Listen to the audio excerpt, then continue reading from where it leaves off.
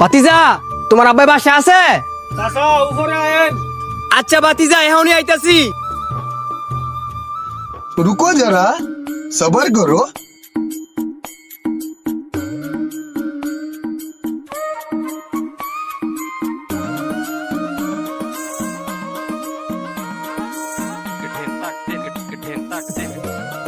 বলো ভাতিজা।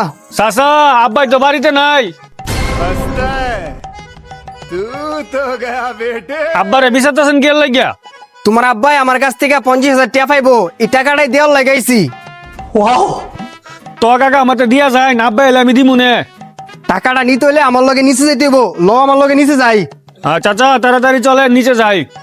नहीं नहीं नहीं सारुण के यहाँ कुछ तो गड़बड़ है, जरूर कोई ना कोई गड़बड़ है।